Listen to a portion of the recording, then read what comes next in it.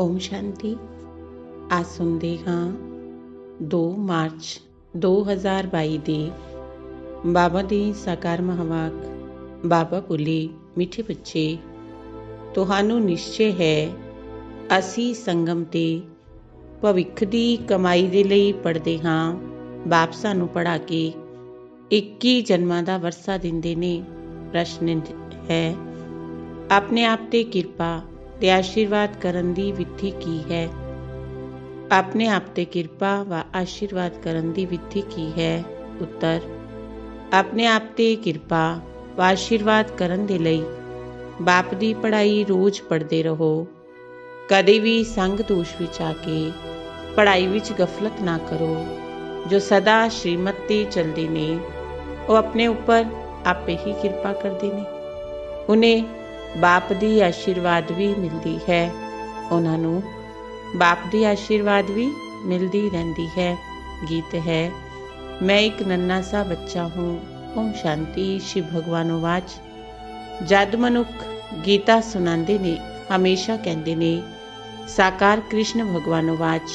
ਬਾਪ ਆ ਕੇ ਸਮਝਾਉਂਦੇ ਨੇ ਤੁਹਾਨੂੰ ਹੁਣ ਮੈਂ ਰਾਜਾਈ ਪ੍ਰਾਪਤ ਕਰਾ ਰਿਹਾ ਹਾਂ। ਇਸ ਰਾਜਯੋਗ ਤੇ ਗਿਆਨ ਦੁਆਰਾ ਕ੍ਰਿਸ਼ਨ ਤਾਂ ਸੀ ਸਤਯੁਗ ਦਾ ਪ੍ਰਿੰਸ। ਮੁੱਖ ਭੁੱਲ ਹੈ ਗੀਤਾ ਵਿੱਚ, ਤੁਸੀਂ ਬੱਚੇ ਜਾਣਦੇ ਹੋ। ਸ਼ਿਵ ਭਗਵਾਨ ਸਾਨੂੰ ਪੜ੍ਹਾ ਰਹੇ ਨੇ ਇਸ ਸਰੀਰ ਦੁਆਰਾ। ਸ਼ਿਵ ਜਯੰਤੀ ਵੀ ਗਾਈ ਜਾਂਦੀ ਹੈ। ਉਹ ਤਾਂ ਜਨਮ ਦਿਨ ਮਨਾਇਆ ਜਾਂਦਾ ਹੈ। ਆਤਮਾ ਦਾ ਇੱਕ ਹੀ ਨਾਮ ਚਲਾ ਆਉਂਦਾ ਹੈ। ਬਾਪ ਕਹਿੰਦੇ ਨੇ ਮੈਂ ਗਰਭ ਤੋਂ ਜਨਮ ਨਹੀਂ ਲੈਂਦਾ, ਮੈਂ ਸਧਾਰਨ ਸਰੀਰ ਵਿੱਚ ਪ੍ਰਵੇਸ਼ ਕਰਦਾ ਹਾਂ। ਆਤਮਾ ਜਦ ਸਰੀਰ ਵਿੱਚ ਪ੍ਰਵੇਸ਼ ਕਰਦੀ ਹੈ, ਅੰਦਰ ਚੁਰਪੁਰ ਕਰਦੀ ਹੈ। ਪਤਾ ਚੱਲ ਜਾਂਦਾ ਹੈ ਅੰਦਰ ਆਤਮਾ ਨੇ ਪ੍ਰਵੇਸ਼ ਕਰ ਲਿਆ। ਬੱਚੇ ਦੇ ਆਰਗਨ ਚੱਲਣ ਲੱਗਦੇ ਨੇ। ਇਹ ਗੱਲ ਚੰਗੀ ਤਰ੍ਹਾਂ ਸਮਝਣੀ ਹੈ। ਜੋ ਵੀ ਮਨੁੱਖ ਸੁਣਾਉਂਦੇ ਨੇ ਉਹ ਕਦੇ ਐਵੇਂ ਨਹੀਂ ਕਹਿੰਦੇ ਕਿ ਅਸੀਂ ਆਤਮਾ ਤੁਹਾਨੂੰ ਸਮਝਾਉਂਦੀਆਂ ਹਾਂ। ਇਹ ਸਭ ਕੁਝ ਪ੍ਰਸਿੱਧ ਹੈ ਸਰੀਰ ਨਾਲ। ਬਾਬਾ ਤਾਂ ਵਚਿੱਤਰ ਹੈ, ਇਹਨਾਂ ਨੂੰ ਆਪਣਾ ਸਰੀਰ ਨਹੀਂ। ਸਰੀਰਧਾਰੀ ਨੂੰ ਕਦੇ ਭਗਵਾਨ ਨਹੀਂ ਕਹਿਣਾ ਚਾਹੀਦਾ। ਸਥੂਲ ਸੂਖਮ ਕੋਈ ਵੀ ਹੋਵੇ, ਆਤਮਾ ਇਨ ਆਰਗਨਸ ਦੁਆਰਾ ਯਾਦ ਕਰਦੀ ਹੈ ਪਰਮ ਪਿਤਾ ਪਰਮਾਤਮਾ ਨੂੰ। ਉਹ ਤਾਂ ਬੈਠ ਕੇ ਮਨੁੱਖਾਂ ਦੇ ਬਣਾਏ ਹੋਏ ਸ਼ਾਸਤਰ ਸੁਣਾਉਂਦੇ ਨੇ। ਇੱਥੇ ਨਵੀਂ ਗੱਲ ਹੈ। ਭਗਵਾਨ ਵਾਚ। ਭਗਵਾਨ ਕੌਣ? ਜਿਸ ਦੇ ਸਭ ਭਗਤ ਹੇ ਭਗਵਾਨ ਕਹਿ ਕੇ ਯਾਦ ਕਰਦੇ ਨੇ। ਬ੍ਰਹਮਾ ਵਿਸ਼ਨੂੰ ਸ਼ੰਕਰ ਦੇ ਨਾਮ ਜਾਣਦੇ ਨੇ। ਹੇ ਬ੍ਰਹਮਾ, ਹੇ ਵਿਸ਼ਨੂੰ ਕਹਿ ਕੇ ਪੁਕਾਰਦੇ ਨੇ। ਉਹ ਦੇਵਤਾ ਨੇ। ਭਗਵਾਨ ਕਹਿਣ ਨਾਲ ਨਿਰਾਕਾਰ ਬਾਪ ਯਾਦ ਆਉਂਦਾ ਹੈ। ਨਿਰਾਕਾਰ ਪਰਮਾਤਮਾ ਦੀ ਬੰਦਗੀ ਕਰਦੇ ਨੇ। ਉਹ ਕਹਿੰਦੇ ਨੇ ਮੈਂ ਵੀ ਹਾਂ ਆਤਮਾ, ਪਰ ਸੁਪਰੀਮ ਹਾਂ। ਮੇਰਾ ਚਿੱਤਰ ਬਣਾਉਂਦੇ ਨੇ। ਤੁਸੀਂ ਆਤਮਾਵਾਂ ਦੇ ਵੀ ਚਿੱਤਰ ਬਣਾਉਂਦੇ ਨੇ। ਮੰਦਰਾਂ ਵਿੱਚ ਵੱਡਾ ਸ਼ਿਵਲਿੰਗ ਰੱਖਦੇ ਨੇ, ਛੋਟੇ ਸਾਲੀਗ੍ਰਾਮ ਵੀ। ਜਿਸ ਤੋਂ ਸਿੱਧ ਹੁੰਦਾ ਹੈ ਉਹ ਆਤਮਾ ਹੈ। ਅਸੀਂ ਪਰਮਾਤਮਾ ਦੇ ਬੱਚੇ ਹਾਂ। ਬਾਪ ਹਮੇਸ਼ਾ ਬੱਚਿਆਂ ਤੋਂ ਵੱਡਾ ਹੁੰਦਾ ਹੈ, ਇਸ ਲਈ ਵੱਡਾ ਲਿੰਗ ਬਣਾਉਂਦੇ ਨੇ। ਵਾਸਤਵ ਵਿੱਚ ਮੈਂ ਕੋਈ ਸਾਲੀਗ੍ਰਾਮ ਵੱਡਾ ਨਹੀਂ ਹਾਂ। ਆਤਮਾ ਸਾਈਜ਼ ਵਿੱਚ ਛੋਟੀ ਵੱਡੀ ਨਹੀਂ ਹੁੰਦੀ। ਮਨੁੱਖ ਛੋਟਾ ਵੱਡਾ ਹੁੰਦਾ ਹੈ। ਬਾਕੀ ਆਤਮਾ ਜਿਵੇਂ ਦੀ ਤੁਹਾਡੀ ਉਵੇਂ ਦੀ ਮੇਰੀ, ਪਰ ਮੇਰੀ ਆਤਮਾ ਪਰਮ ਹੈ। ਪਰੇ ਤੇ ਪਰੇ ਪਰਮ ਧਾਮ ਦੀ ਰਹਿਣ ਵਾਲੀ ਹੈ। ਉੱਚੇ ਤੇ ਉੱਚਾ ਪਰਮ ਪਿਤਾ ਪਰਮਾਤਮਾ ਮਨੁੱਖ ਸ੍ਰਿਸ਼ਟੀ ਦਾ ਬੀਜ ਰੂਪ ਹੈ। ਬੀਜ ਰਚਤਾ ਨੂੰ ਕਿਹਾ ਜਾਂਦਾ ਹੈ। ਜਿਵੇਂ ਜੜ ਬੀਜ ਲਗਾਇਆ ਜਾਂਦਾ ਹੈ, ਉਸ ਤੋਂ ਪਹਿਲੇ ਝਾੜ ਨਿਕਲ ਆਉਂਦਾ ਹੈ। ਉਵੇਂ ਆਤਮਾ ਦਾ ਰੂਪ ਦੇਖੋ ਕਿਵੇਂ ਹੈ, ਸਰੀਰ ਦਾ ਕਿੰਨਾ ਵਿਸਤਾਰ ਹੈ। ਪਹਿਲੇ ਨਈ ਗੱਲ ਇਹ ਹੈ, ਇੱਥੇ ਪਰਮਾਤਮਾ ਬਾਪ ਬੈਠ ਪੜ੍ਹਾਉਂਦੇ ਨੇ। ਉੱਚੇ ਤੇ ਉੱਚਾ ਬਾਪ ਭਗਵਾਨ ਵਾਚ। ਜ਼ਰੂਰ ਇਮਤਿਹਾਨ ਵੀ ਉੱਚੇ ਤੇ ਉੱਚਾ ਹੋਏਗਾ। ਭਗਵਾਨ ਕਹਿੰਦੇ ਨੇ ਮੈਂ ਤੁਹਾਨੂੰ ਰਾਜਯੋਗ ਸਿਖਾਉਂਦਾ ਹਾਂ, ਜਿਸ ਤੋਂ ਭਵਿੱਖ 21 ਜਨਮਾਂ ਦੇ ਲਈ ਤੁਹਾਨੂੰ ਦੇਵਤਾ ਬਣਾਉਂਦਾ ਹਾਂ। ਫਿਰ ਤੁਸੀਂ ਸੂਰਜਵੰਸ਼ੀ ਬਣੋ, ਚੰਦਰਵੰਸ਼ੀ ਬਣੋ। ਮਰਤਬੇ ਤਾਂ ਬਹੁਤ ਨੇ।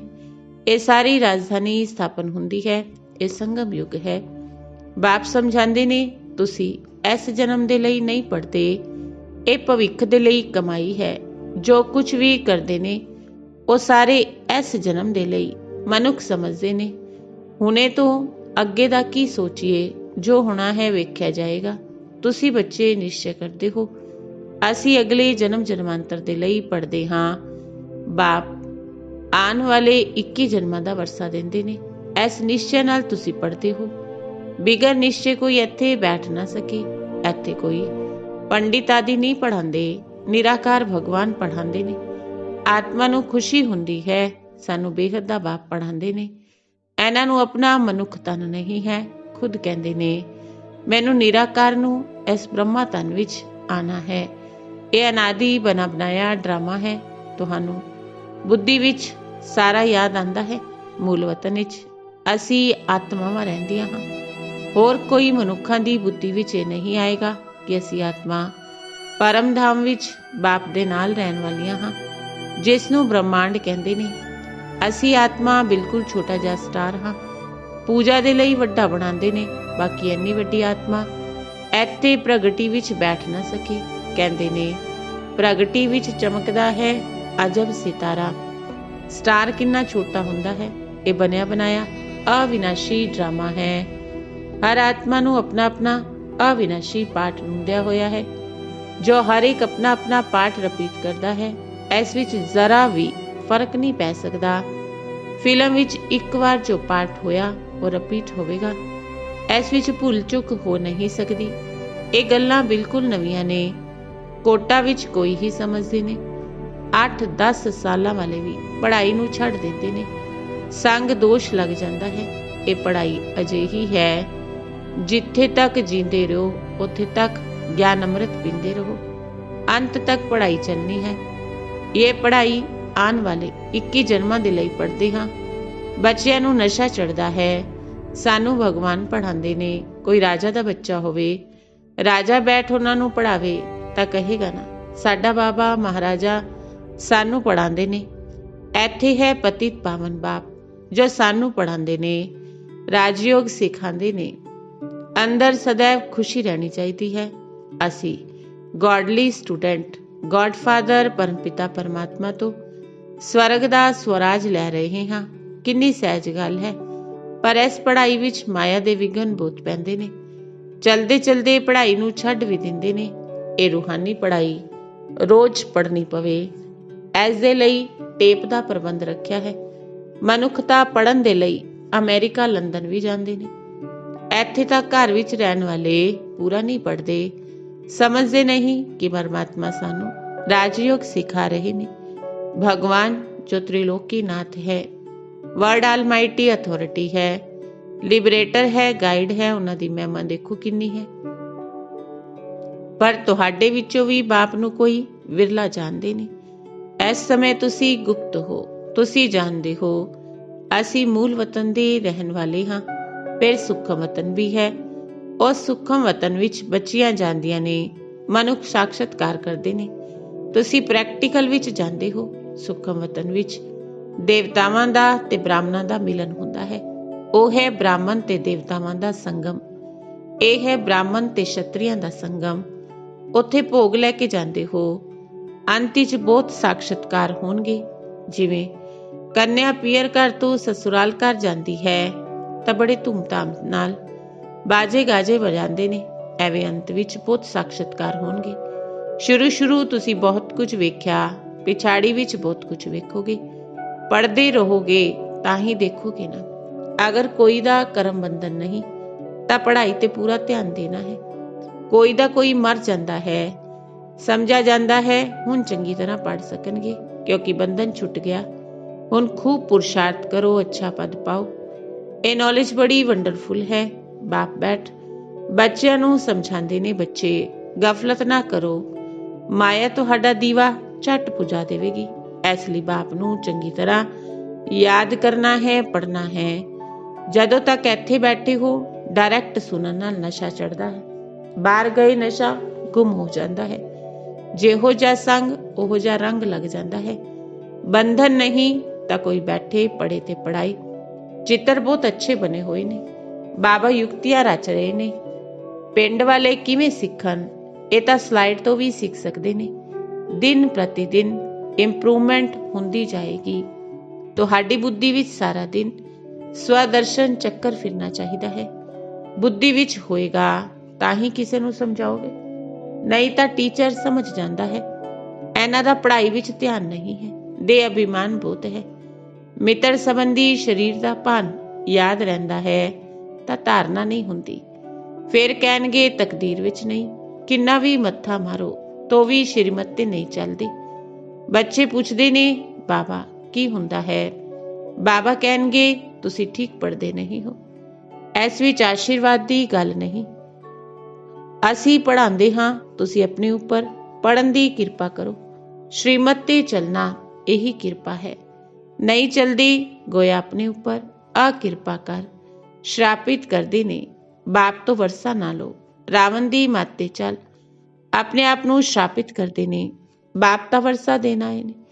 ਆਸ਼ੀਰਵਾਦ ਕਰਦੇ ਨੇ ਚਿਰੰਜੀਵੀ ਭਵ, ਜੀਤੇ ਰਹੋ ਅਰਥਾਤ ਸਰਗਵਾਸੀ ਭਵ। ਸਵਰਗ ਨੂੰ ਅਮਰਪੁਰੀ ਕਿਹਾ ਜਾਂਦਾ ਹੈ।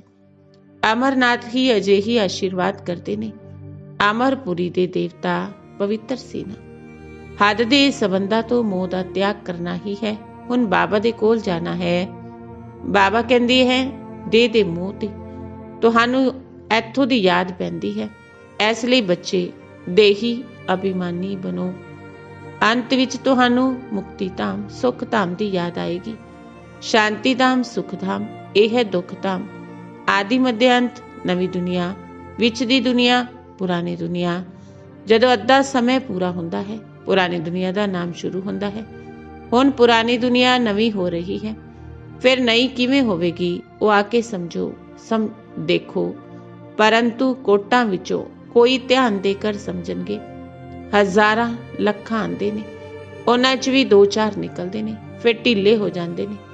ਇੱਕ ਪ੍ਰਦਰਸ਼ਨੀ ਵਿੱਚ 2-4 ਵੀ ਠਹਿਰ ਜਾਣ ਤਾਂ ਉਹ ਸੁਭਾਗਿਆ। ਦਿਨ ਪ੍ਰਤੀ ਦਿਨ ਇਹ ਪ੍ਰਦਰਸ਼ਨੀ ਵ੍ਰਿੱਧੀ ਨੂੰ ਪਾਏਗੀ। ਚਲਦੇ ਚਲਦੇ ਰੋਜ਼ 10,000 ਵੀ ਆਉਣਗੇ। ਵੱਡੇ ਵੱਡੇ ਹਾਲ, ਵੱਡੇ ਵੱਡੇ ਚਿੱਤਰ ਵੀ ਹੋਣਗੇ। ਸਮਝਾਉਣ ਵਾਲੇ ਵੀ ਤਿੱਖੇ ਹੋਣਗੇ। ਅੰਤ ਵਿੱਚ ਮਹਿਮਾ ਤਾਂ ਨਿਕਲਣੀ ਹੀ ਹੈ। ਕਹਿਣਗੇ ਹੇ ਪ੍ਰਭੂ, ਤੁਹਾਡੀ ਪਤਿਤ ਦੁਨੀਆ ਨੂੰ ਪਾਵਨ ਬਣਾਉਣ ਦੀ ਗਤੀ ਸਭ ਤੋਂ ਨਿਆਰੀ ਹੈ। ਭਗਤੀ ਦੀ ਆਦਤ ਬਹੁਤ ਪਈ ਹੋਈ ਹੈ। ਦਿਵਾਲਾ ਮਾਰਿਆ ਜਾਂ ਕੋਈ ਮਰ ਗਿਆ ਤਾਂ ਗੁਰੂ ਲੋਕ ਕਹਿਣਗੇ ਦੇਖੋ ਭਗਤੀ ਛੱਡਤੀ ਨਾ ਤਾਂ ਐਵੇਂ ਹੋਇਆ। ਮਾਇਆ ਵੀ ਵਿਘਨ ਬਹੁਤ ਪੈਂਦੇ ਨੇ। ਸ਼੍ਰੀਮਤ ਛੋੜਨੀ ਨਹੀਂ ਹੈ। ਮਾਇਆ ਬੜੀ ਮੋਹਣੀ ਹੈ। ਕਿੰਨੇ ਫੈਸ਼ਨਬਲ ਹੋ ਗਏ ਨੇ, ਸਮਝਦੇ ਨੇ ਸਾਡੇ ਲਈ ਸਵਰਗ ਹੋ ਗਿਆ। ਮਾਇਆ ਦਾ ਪੰਪਸ ਆਫ ਫਾਲ ਰਾਵਣ ਰਾਜ ਹੈ। ਸਾਇੰਸ ਦੇ ਕਾਰਨ ਮਾਇਆ ਦਾ ਭਪਕਾ ਬਹੁਤ ਹੈ। ਸਮਝਦੇ ਨੇ ਗਾਂਧੀ ਨੇ ਸਵਰਗ ਬਣਾਇਆ। ਤੁਹਾਨੂੰ ਹੁਣ ਸਵਰਗ ਦਾ ਗਿਆਨ ਮਿਲਿਆ ਤਾਂ ਸਮਝਦੇ ਹੋ ਇਹ ਨਰਕ ਹੈ। ਇਹ ਰਾਜ ਤਾਂ ਮ੍ਰਿਗ ਤ੍ਰਿਸ਼ਨਾ ਦੇ ਸਮਾਨ ਹੈ। ਜਿਵੇਂ ਦੁਰਯੋਧਨ ਦਾ ਮਿਸਾਲ ਕਿ ਰਾਜੇ ਗਿਆ ਕਿ ਗਿਆ। ਕਲਪ ਕਲਪ ਦੀ ਗੱਲ ਹੈ। ਕਲਪ ਕਲਪ ਨਵੀਂ ਦੁਨੀਆ ਹੁੰਦੀ ਹੈ, ਫਿਰ ਪੁਰਾਣੀ ਦੁਨੀਆ ਖਤਮ ਹੁੰਦੀ ਹੈ। ਤ੍ਰਿਮੂਰਤੀ ਸ਼ਿਵ ਵੀ ਹੈ। ਬ੍ਰਹਮਾ ਦੁਆਰਾ ਸਥਾਪਨਾ ਕਰ ਰਹੇ ਨੇ, ਸ਼ੰਕਰ ਦੁਆਰਾ ਵਿਨਾਸ਼ ਹੋਣਾ ਹੈ। ਫਿਰ ਜੋ ਰਾਜਯੋਗ ਸਿੱਖਦੇ ਨੇ ਉਹੀ ਰਾਜ ਚਲਾਣਗੇ। ਦੇਵੀ ਰਾਜ ਸਥਾਪਨ ਕਰ ਉਹਦੀ ਜਨਮ ਜਨਮਾਂਤਰ ਪਾਲਣਾ ਕਰਦੇ ਨੇ। ਇਹ ਬੁੱਧੀ ਵਿੱਚ ਧਾਰਨਾ ਕਰਨੀ ਹੈ, ਫਿਰ ਸਰਵਿਸ ਕਰਨੀ ਹੈ।